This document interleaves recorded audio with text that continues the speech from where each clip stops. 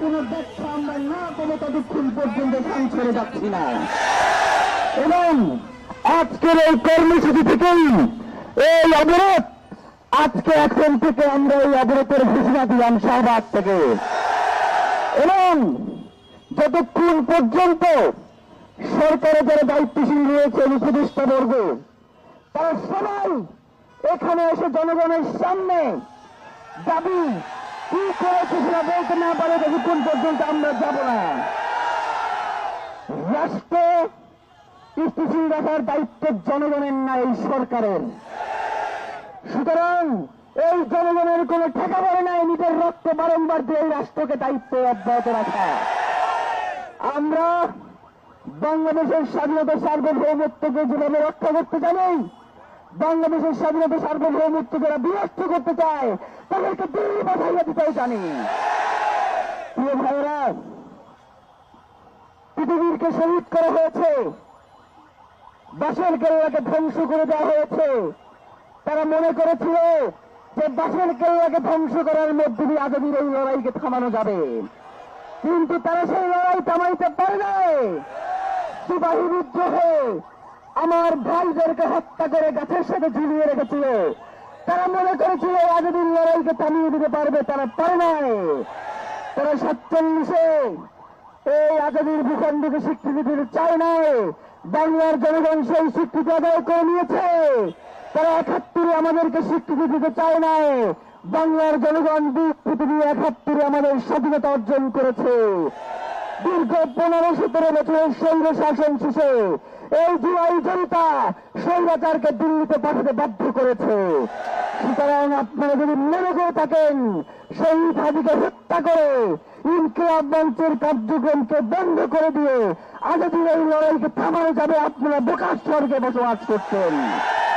কোনোভাবেই শহীদ হাদির রক্তকে, শহীদ হাদির ইনসাফের বাংলাদেশকে, স্বাধীনতা সার্বভৌমত্ব রক্ষার এই আন্দোলনকে আমরা বিনষ্ট হতে দেব না, দেব না, দেব না।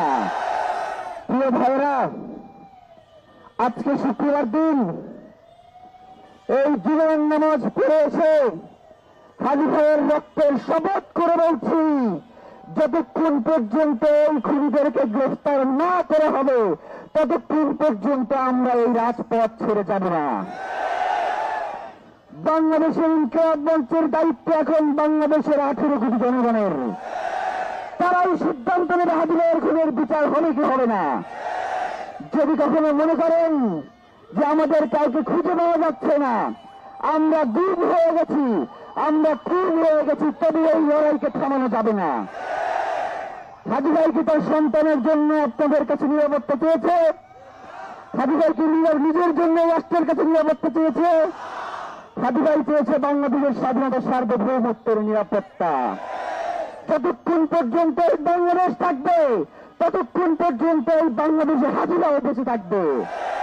হাজিরা থাকতে বাংলাদেশের এই স্বাধীনতা সার্বভৌমত্বকে বিনষ্ট করা যাবে না।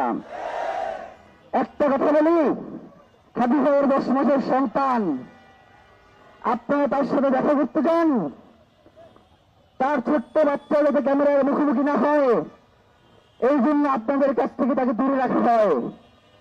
আপনারা উপদেষ্টার সাথে যাওয়া সুয়ারগুলো সেই বাচ্চার ছবিটা পর্যন্ত আপলোড করবেন। আপনারা শুধু হাজি ভাইয়ের সন্তানকে সেভ করতে পারেন না, আপনারা বাংলাদেশের রাষ্ট্রকে কিভাবে সেভ করবেন? শুনেন ভাইয়েরা, আমাদেরকে অনেকভাবে বোঝানো হয়েছে, আমাদেরকে অনেক কারণ দেখানো হয়েছে যে তোমরা একটু স্থিতিশীল থাকো, তোমরা একটু ধৈর্য ধারণ করো। আজকে 9তম দিন আমরা ধৈর্য ধারণ করে বসে আছি, আর কোনো ধৈর্য আমরা ধারণ করতে পারবো না।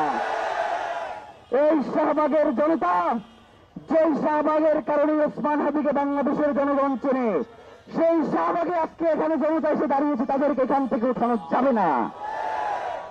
আপনারা দুপুরের সময় আমরা জানি আপনারা প্রচন্ড ক্লান্ত, আপনারা কেউ দুপুরের খাবার খান নাই সেটা আমরা জানি।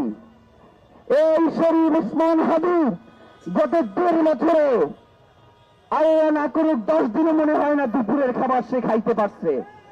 সে রাজপথে পড়েছিল, সে বাংলাদেশের জন্যই রাজপথে পড়েছিল। যাতে বাংলাদেশে যে ইনসাফের লড়াই সে শুরু করেছিল, যে সাংস্কৃতিক লড়াই বাংলাদেশে সে কায়েম করবার চেষ্টা করছিল, সেটা যাতে কোনোভাবে বিনষ্ট না হয়। আমরা মাঝে মধ্যে তাকে বলতাম যে ভাই, আপনি যেভাবে কাজ করছেন, আপনার যদি কিছু হয়ে যায়, আপনি যদি স্ট্রোক করেন বা অসুস্থ হয়ে যান, তাহলে এই লড়াই কিভাবে চালিয়ে যাব আমরা? তখন সে একটা উত্তর দিয়েছিল, বলেছিল যাদের আমরা 54 বছরের রাষ্ট্রের জন্য কিচ্ছু করতে পারি নাই, আর আমাদেরকে একটা সুযোগ দিতে, এখন আমাদের আর কোনো ঘুমাবার সময় নাই।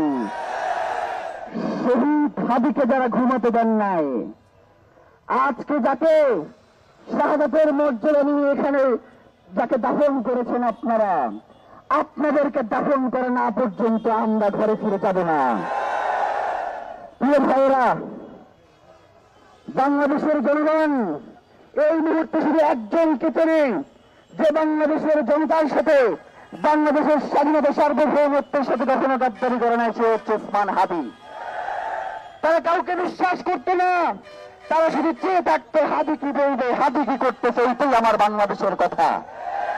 সুতরাং এই জন্য মনে করেছিল যদি হাদিকে থামিয়ে দেওয়া যায়, তাহলেই মনে হয় বাংলাদেশের যে লড়াই, বাংলাদেশের জনতার যে ঐক্যবদ্ধতা, সেখান থেকে বাংলাদেশের জনগণকে ফিরিয়ে রাখা যাবে। বাংলাদেশের এই যে জনগণ এখানে এসে উপস্থিত হয়েছে, এরা প্রত্যেকে এক একজন হাদি হয়ে এখানে এসেছে। সুতরাং আমরা দীপ্তকণ্ঠ ঘোষণা করতে চাই, আমরা দৃঢ়ভাবে আপনাদেরকে জানিয়ে দিতে চাই, আজকে এখানে আমরা বসে গেছি মানে বসে গেছি, উঠবো না ইনশাআল্লাহ। প্রিয় ভাইরা, আমরা সবাই হাদি ভাইয়ের জন্য দোয়া করি, আল্লাহ যাতে তাকে শাহাদাতের মর্যাদা নসিব করবেন, এবং হাদি ভাইয়ের যে লড়াই, তার এই অসমাপ্ত লড়াইকে বাংলাদেশের জনগণ নিজের লড়াই মনে করে যাতে সেটা চালিয়ে নিয়ে যেতে পারে, সেই তৌফিক আমাদেরকে আল্লাহ আপনি দিয়ে দেন।